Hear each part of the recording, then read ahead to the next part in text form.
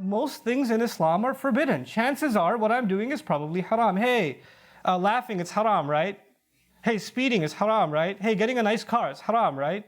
Like even kids, like at Sunday schools, in masajid where they're learning Islam, you know the most common question kids ask their teacher? Hey, blank haram, right? Isn't this haram? Isn't that haram?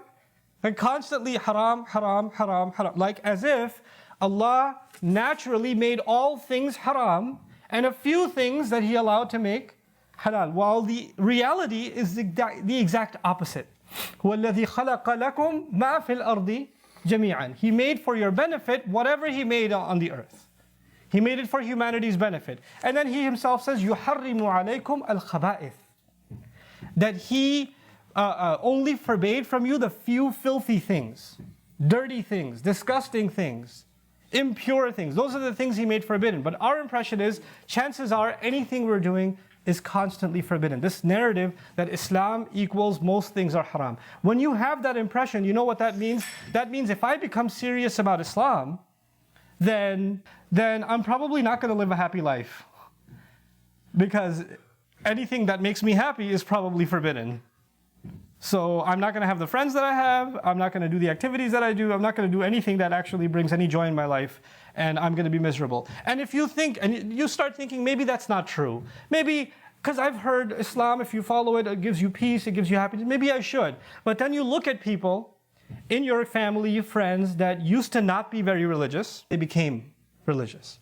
Now the problem with that is, a lot of times when people find Islam later on in life, they have a lot of guilty conscience for the life they used to live before.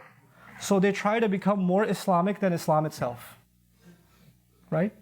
So they also develop this narrative that they have to be constantly angry.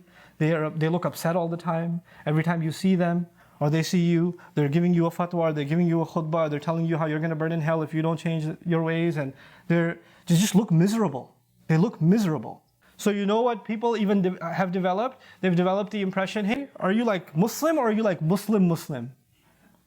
You know what that means is that if you become closer to Allah's deen, then somehow you lose your ability to be normal. And that did not come from anywhere. It didn't come from a vacuum. There's actual real behavior of people that makes it seem like the closer to religion you get, the more abnormal you become, the more antisocial you become, the angrier you become. When you find the impression that people got of the Prophet ﷺ when they met him and knew nothing about him. They knew nothing about him, and they would meet him. They would want to stay in his company. His smile was captivating. Like companions describe, he was almost always smiling. And you know, today there's a direct proportion. The longer your beard gets, the tougher your harsh face becomes. Like, that's a problem. That's a very serious problem. In any case, this is the impression not some non-Muslims have of Islam. This is the impression there are a lot of young people sitting here in the audience that have of Islam. The impression we have given people about Allah, we as an ummah, is not actually the way Allah presents Himself. Allah speaks Himself a certain way, about Himself, introduces Himself a certain way, but we talk about Allah a certain other way.